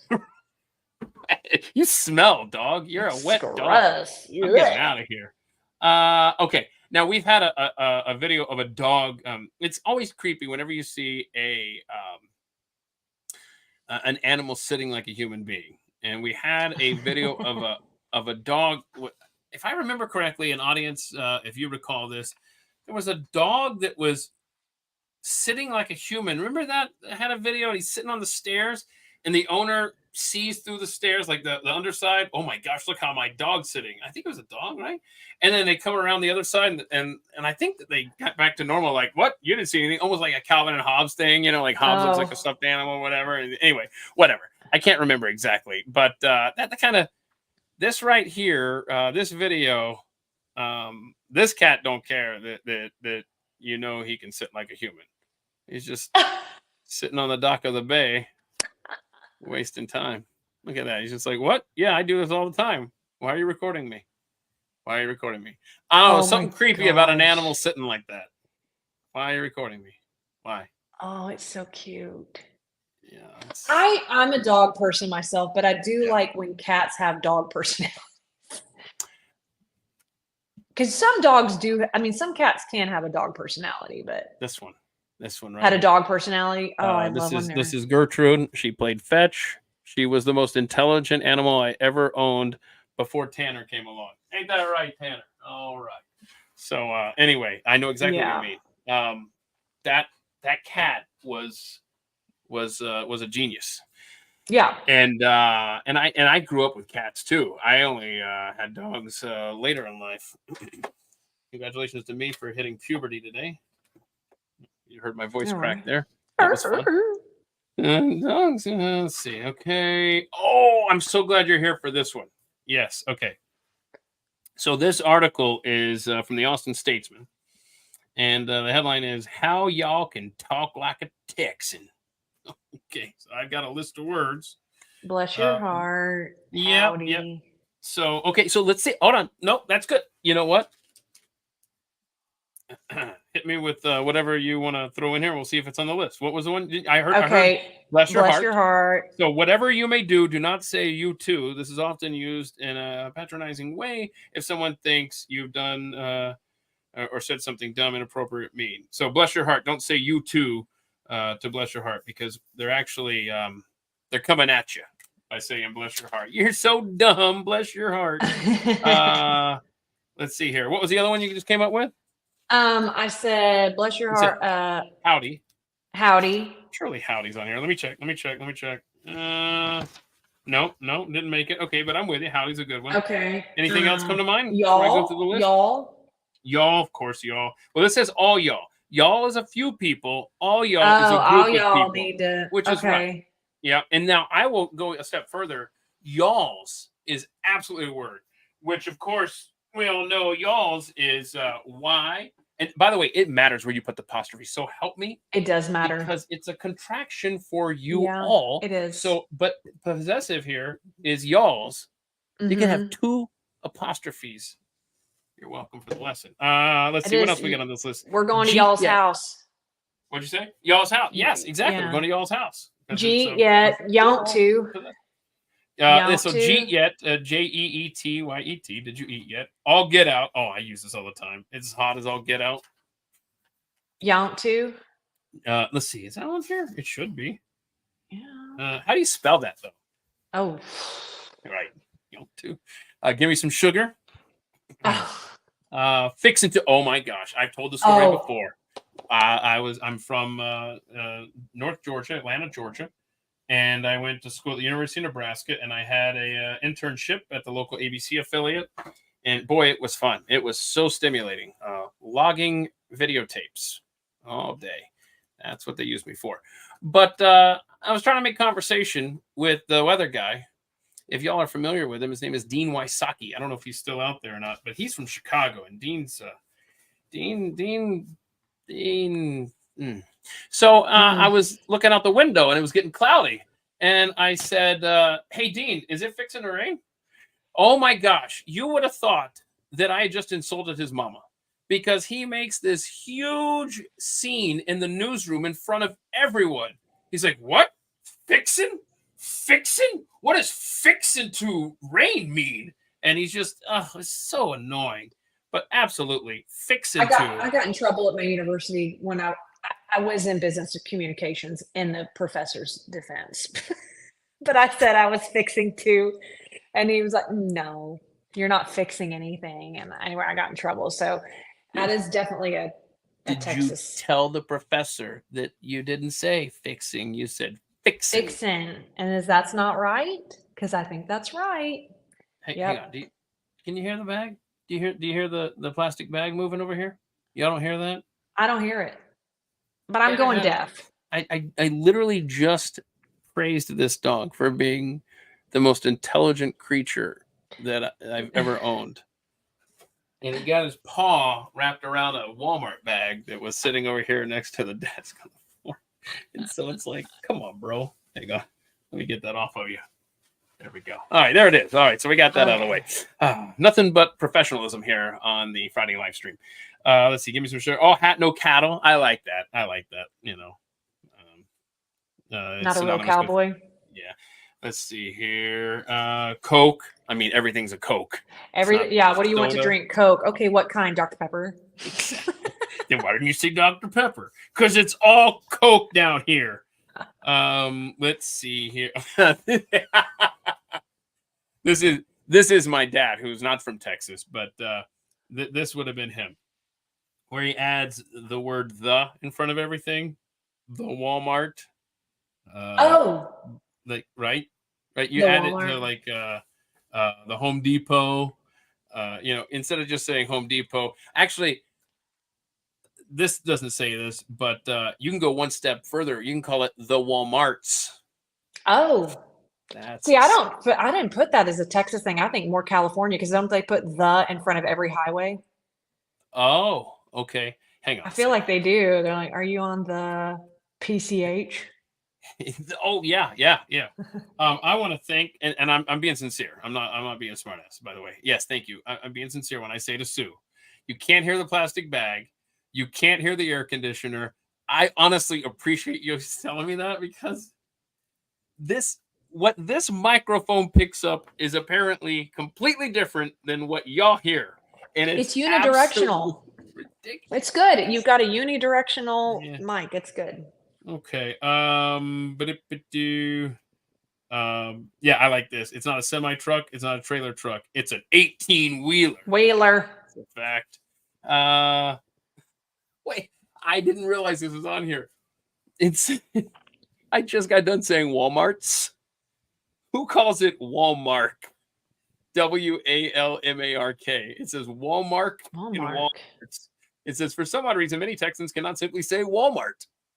So it translates to Walmart or Walmart. That's whatever. Yeah. And by the way, I'm gonna give it. well, the Austin Statesman is. This is from the Austin American State. Yeah, so they are pretentious to begin with. So, by the way, Warsh is not a Texas thing. Mm-mm. That's a Nebraska thing. Yeah. Warsh. And what's the other one? Fajitas. Oh, really? That's a thing, but no, I don't think I've heard some people say fajitas rather than fajitas. I don't know. I've heard that. I don't know. Here you go. Here are Nebraska words right here. Wash to Nebraskans is warsh. Creek to Nebraskans is crick. And measure to Nebraskans is measure. Don't like it. Let's see here. Skeeters for mosquitoes. Oh, that's it. I mean, we have a mascot, Mesquite Skeeters. Oh, that's the high school nickname? Yes, I think they're the Mesquite Skeeters. Wow. Okay. Oh my gosh. Hang on. Yeah, you're right. Austin is not Texas. No, I was a news reporter in Austin for the ABC affiliate for KView. Oh, that's right. Okay. Yes. Okay. So you know all about Austin. And when I did it, I wasn't the only conservative reporter there, believe it or not, but we're not there anymore. Yeah. Hold on. Leslie's got a good point. It's sweet. What is this unsweet stuff? What are you talking about? Stop. Oh, yeah. Yeah. No, it comes one way and it's sweet. Do you want some tea with your sugar? Oh my gosh. I can't stand it. Whenever you say, do you have sweet tea? And they say, no, but we have sugar on the table. It's never the way it should taste. No. So don't tell me anything about sweetener or sugar or whatever you got on the table. Because you needed to put that in there when it was hot, so it Right. could, you know, Right. mix with the H2O that's in there too. Thank you. Oh, that would work toward your Yeah, my 125 water. gallons or Water. ounces I'm or- 91. You said I only have. I'm a girl. Oh, 91. That's right. My bad. Yeah. Let's see here. Where are we at? Okay, so you've got teenagers. I've got teenagers. What do you think of? Because this is something that we didn't have to deal with when we were in school. But cell phones in school. There's a new policy in the Grapevine Colleyville ISD this year, and it revolves around cell phones. And so in Grapevine Colleyville, that's here in Metro DFW. And so basically, high school students are able to use their phones in between periods. Okay. Which is, I think, when I was a kid, it was 7 minutes. This story says 5 minutes. Let's see here. Middle and high school students will have to turn off and put away their phones except for before and after high school or during lunchtime. For after school and during lunchtime. High school, you can still use it during periods. Elementary school, that's the issue here. Elementary students will not be allowed to use cell phones all day. I'm sorry. Your child shouldn't have a cell phone if they're in elementary school. Well, what if they have to call me or whatever? I don't know. Get them a pager. I don't know. But anyway, there's a $15 fine now after this is what's hysterical. The first 3 offenses, that's cool. It's the 4th one when we start charging you $15. Strike 4. Strike 4. So there you go. The cell phone policy was just adopted at the school board meeting, 6-0. Let's see. I'm just looking here. So I'm sure this is happening in school districts across America. This local DFW story says Mansfield, that's another suburb, has that. And then Keller is looking into something like this. So I'm sure if you look in Atlanta and Cleveland and LA or whatever, they have something similar there. I don't know. I just think that's kind of funny that, when you do this for the 4th time, that's when we're going to get serious. And I wonder if this is not new. That even for Grapevine GCISD, that's not new. That's already, it's been in place. I know it says that it's new, and maybe they're just sending that out because they want to want to enforce it more. But no, the headline says I don't know. Grapevine Colleyville ISD cell phone policy now includes the $15 fine. So you're right; they added that strike 4. Well, you know who's going to pay for that if they get caught? Parents. My kids. Yeah. Hell no. Well, right. I'm like, listen, that's on you. You have to go get a job. I'm with you not 100%. paying it. But the problem is the kids that are using their cell phone in school against the rules have the parents that will gladly pay the $15 fine for little Johnny. Yeah, I'm not doing that. I will not pay. You have 4 strikes. We only got 3 strikes and we were out. Actually, we got 1. Yeah. No, I'm with you. No. I want to see here. Yeah, that's what I want to know. Linda asked, what happens if they don't pay? Do they hold you back? Do they keep your transcript? So I can answer this. Okay. So what happens if you don't pay, then it just accumulates. And before you get to you have to register for school every year. Before you can register your child to be enrolled in that school, they have to have a 0 balance. That's where they get you. So I guess the senior is probably like, oh, you know what? I bet they make them balance out before they get their diploma. I bet they're going to somehow hold it. I'm guessing. Because I know for like right now, I had to zero out my kids' balances before if they lost a computer charger or something like that, you have to pay to replace that. Yes, same thing. You have to zero that out before they can register for the next school year. I want to, that's a different world now. I want to put this picture up here. I want you to guess. How old do you think this lovely lady is? How old? She is 100. I'm going to say she's 103. 103. Wow. Well, you went way under. That woman. Is she the oldest? Is the oldest, at least in New York. 112. that is. She's in New York. Yeah, she's the oldest person in New York State.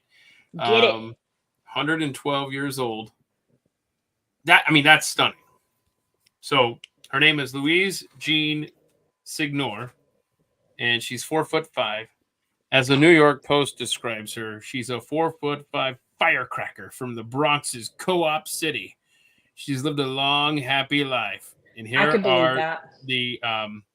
here are the 4 keys to living to 112 and looking as good as Louise Jean Signori or Signor. I don't know. Anyway, here we go. You don't smoke, okay? You don't drink. Okay. Yeah, put that away. You need to dump it out now. Over there. Yeah. Yeah. Don't get married and don't have children. I'm 1 for 4. So I'll be not making it to 112. Oh, So you're anyway, she so goes, here's a dead. quote. This is her quote. That's why I am living. That's why I'm okay, because I didn't get married. No marriage, no children. I'd rather be single. Oh, I bet she gets out on the town, lives it up. Yeah, but who's taking care of her? That's a good question. That is a very good Because question. everybody she was with is dead. Everyone's So, dead. I mean- we got no kids. Let's find. Maybe it's her siblings' families who are like, we'll take care of Aunt Jean. What's her name? Aunt Signora. Louise. Yeah. Louise. Aunt Louise. Louise G. I'm just reading through here. So she's born in 1912. Back when a copy of the New York Post they outed themselves in this story. It only cost 3 cents for a New York Post back when she was born. Wow. Oh my gosh. How much do you think it costs today? You know how much life the things that she has seen? Uh-huh. Like, just think about it. Like everything that because she wasn't young when we had the Great Depression. She wasn't, I mean, you know what I mean? She's lived through the wars. She's seen it. 9/11, I bet. Ooh, gosh. You just. Right. Let's Wow. see here. So I can just find subscription prices. I'm just trying to find. Dang it. Somebody do my job for me and find out how much it costs for the New York Post today. Anyway, 3 cents back in the. Let's see here. Okay, hold on. You know what? Let me look this up here. Hang on a second. I think this will be worth it here. And While I did you're looking, see. while you're looking that up, I'm thinking about things about the old days. My mom had told me, because my daughter got her wisdom teeth out. My mom was like, I remember when I got that, and they gave me powdered cocaine to go home with. I'm like, are you what? So listen, What year was that? I swear. What year? So my mom was born in like the 40s.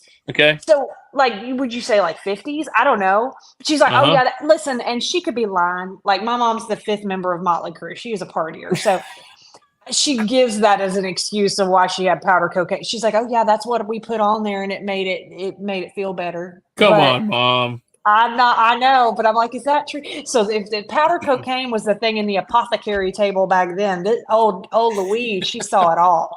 She saw it all. Okay, so Jimmy was with us earlier. If you recall Jimmy, he had the lottery ticket that he lost that was worth $200,000 back in 1989. And if you recall, we did the math to see what it would be worth today if he won $200,000, and it was just over $500,000. So what I just did is I typed. I'm so glad Jimmy left. I saw him say goodbye. He had to go. Somebody might want to pass this along to Jimmy. I know he's on Twitter. If he had won that $200,000 back in 1902, like, let's just say that this Miss Louise Jean had won it and just set it aside for Jimmy and gave it to him today. Oh no, that doesn't work, Keith. Anyway, that would be worth today $200,000, 1902, $7.3 million. I could Inflation work much, with that. America? Inflation much? Yeah, I could work with that. You could work. You can make that work. I could make it work. I think I could. Yeah. I think if you cut coupons, right, and you go to clearance sales, I think you can make 7.3 million work. And I almost said Joe Biden's America, but now I think it's Kamala Harris's. Hasn't been Joe's for a while. Hasn't been Joe's. All right, so congratulations. Happy birthday to Louise Jean Signor, 112 years young, and seriously looking great for her age. So Yeah. okay, let's see here. Got a couple more real quick here. I want to show you something here. This picture, let's see here. Oh my gosh, hang on. I just realized I have 3 more animal videos. Let me hit this stuff real quick here, and then we'll play some animal videos. Okay, so this right here, this is actually pretty cool. The planet of Mercury there. I mean, look at that. I mean, that is beautiful. That's beautiful. As far as planets go. That's shiny. Oh my gosh, I looked down to read this story. This is going to be TMI, but that's what we do here. I'm like, is there blood on this story? What is happening? Yeah, I guess somewhere along the line today, I don't know if you can see that. I've cut my thumb. I don't know what I cut that on, but yay! Now there's blood on the old show prep. Okay, Victim. so I am. We can't live on that. We can't live on that planet. That's too hot. I'm so accident prone. But Yeah, it it's a sure little is hot. pretty. It's up there right next to the old sun. Yeah, a little too close. And here's what they think. They think that it's under so much pressure and what I'm going to explain. I'm going to tell you this, and I'm going to explain how they realize this, and you'll go, "What? That's stupid." So, a layer of diamonds up to 11 miles thick could be tucked below the surface of Mercury, the smallest planet in the solar system, close to the sun. Blah blah blah blah blah. The diamonds might have formed soon after Mercury itself coalesced into a planet about 4.5 billion years ago, they say. From a swirling cloud of dust and gas in the crucible of high-pressure, high-temperature environment. At this time, the fledgling planet is believed to have had a crust of graphite floating over a deep magma ocean. All right, whatever. So what they did is they took what they know about Mercury. They went to the old science lab and tried to recreate the conditions that they believe created Mercury, and then that's where they were able to create what they think was the equivalent of 11 miles thick. This is the stupidest science experiment I've ever heard of. How? And you know they got a government grant for this, right? I mean, this is, I don't know. You lost me at diamonds. I didn't even listen after that. So I was like, Yep. how do we go over Are you a there? big fan of diamonds? Well, I mean, I'm a fan of the value of them because then we could just, I'm not real flashy like that, but I could sell them. So I'm like, I'm going to hop on Elon's ship or something and go over there and pick some up, but got to figure that out. I mean, that's a lot of diamonds. By the way, somebody let me know if this is the same duck. Remember we talked about a duck that ran a marathon and that was pretty impressive.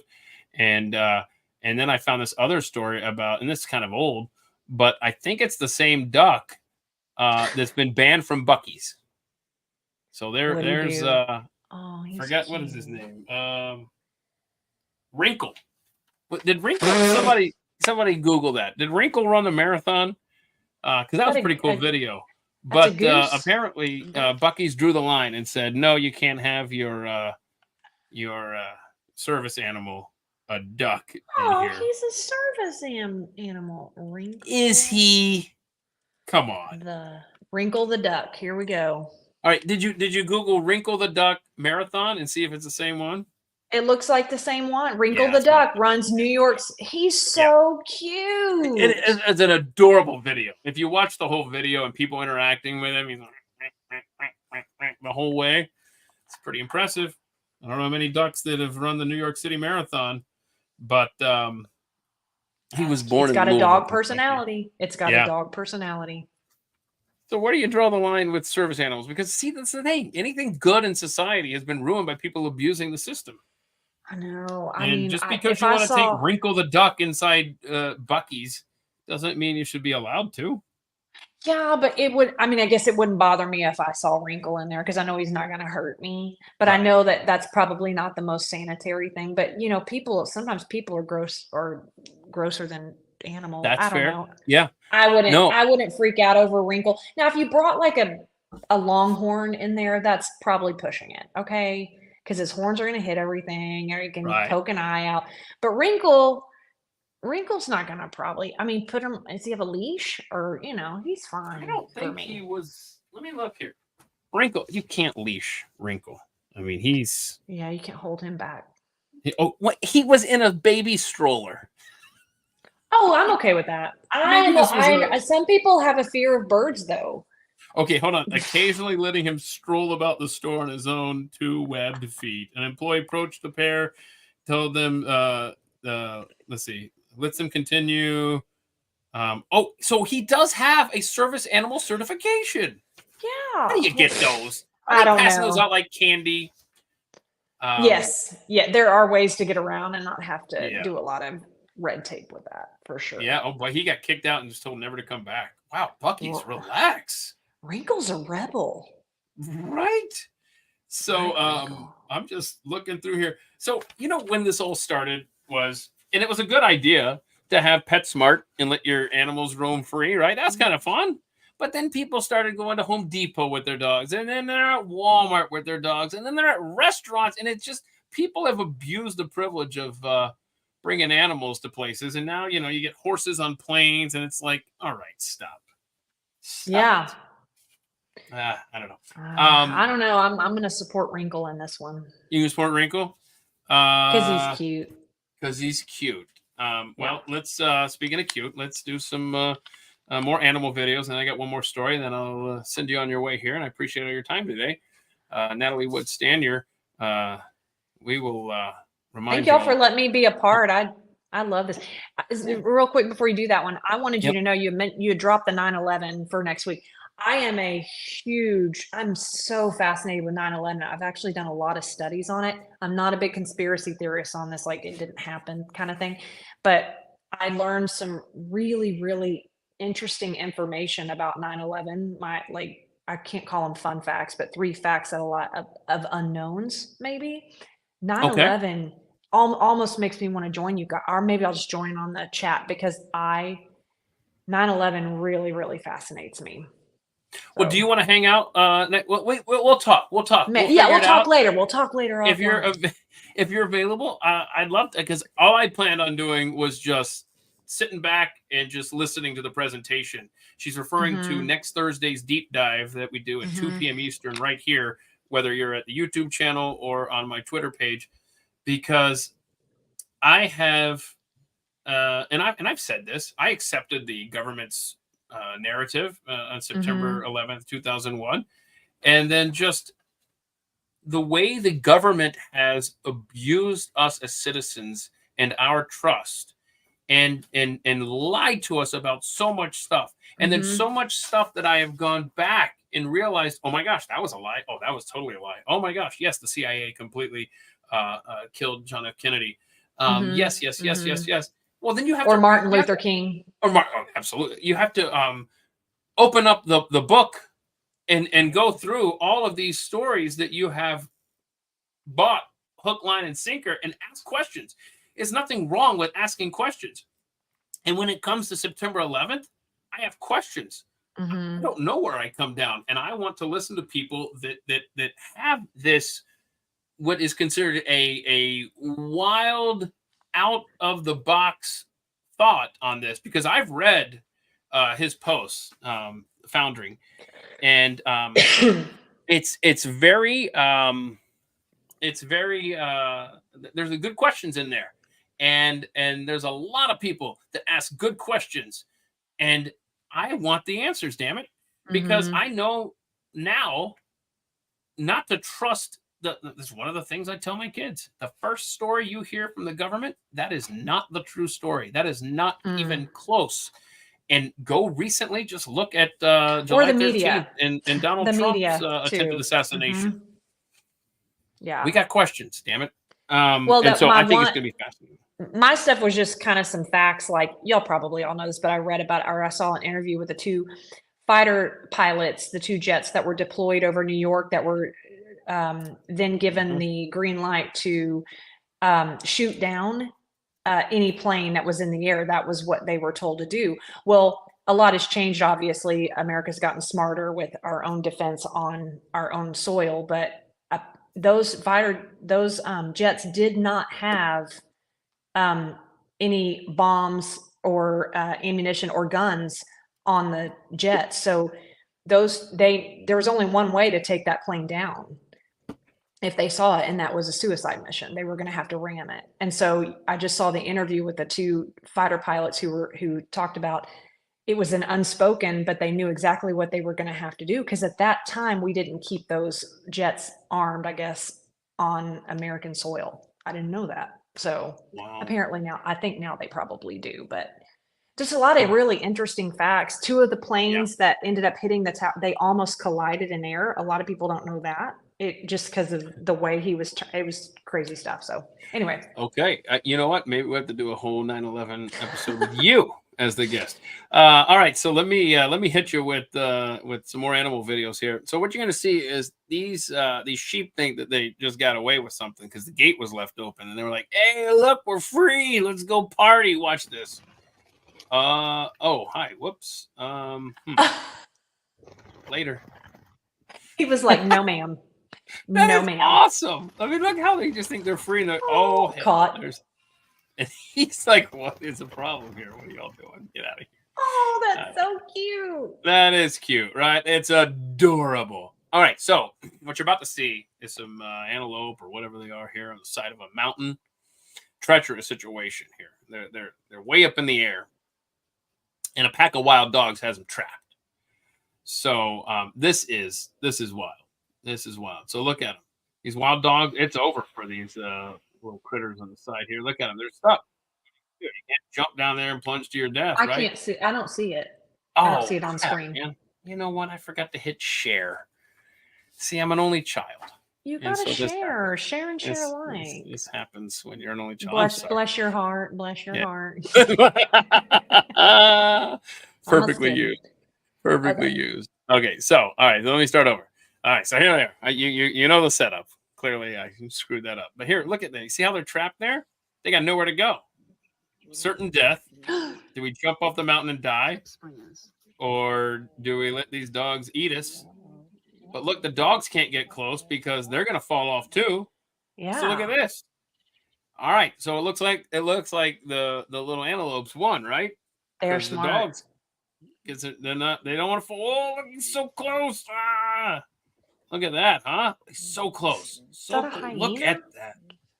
Isn't that crazy? I mean, that is Mutual of Omaha here. Okay, so yes. I'm gonna keep playing the video. The dogs, I just want everyone to know, the dogs do give up and they leave. They leave. So congratulations to the antelope. The antelope hold up their middle hoof. They're like, however, but then as the video keeps playing and you see it zoomed out, you're like, is it me or are the dogs just pathetically? They're just, come on, this is a meal waiting for you. And what I'm getting at is you would think that these antelope are a mile up from the ground. But yeah, watch this. Watch the rest of the story. Remember, the dogs have gone home.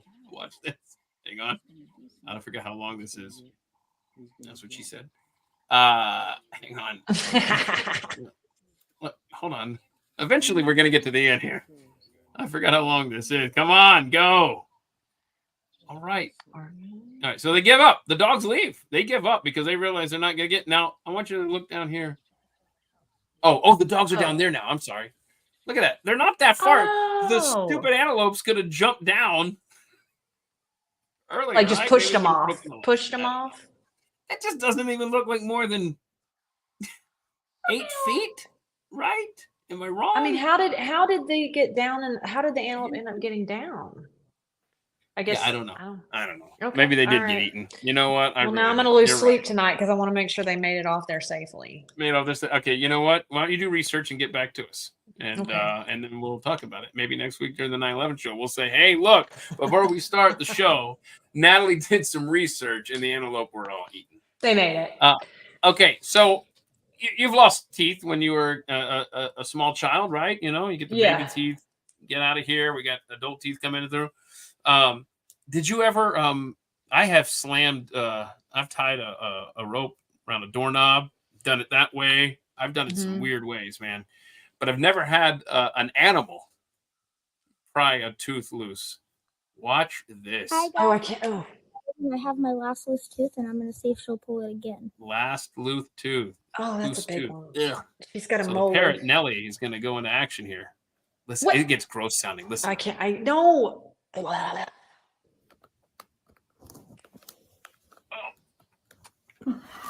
got it! Oh. Oh. Nellie's awesome. Where's my I tree? trust Nellie over the robot. Oh That's true. That's true. Nellie's cool. Look at that, huh? Look at Nellie's like, I got you, girl. God. I hope she didn't eat it because the tooth fairy needed it. No, she handed it back to her. She handed it Okay, back. good. Yeah, Nellie, dentist. So there you go. All right. One last story here. Well, it's a couple here. Let me back up. Let me say this. There's a story here that Texas. Where do you think Texas would rank as far as the top fit? So the top 50 states, the top 50. Mhm. There are only 50, Keith. So they ranked the 50 states. Consumer Affairs did this. Okay, I don't know much about their background or whatever. They're in Oklahoma. Okay,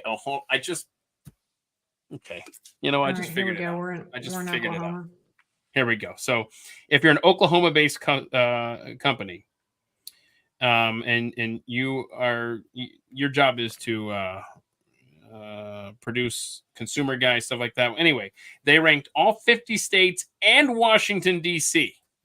Okay. Where do you think they put Texas? So 51 on this list. Where is Texas?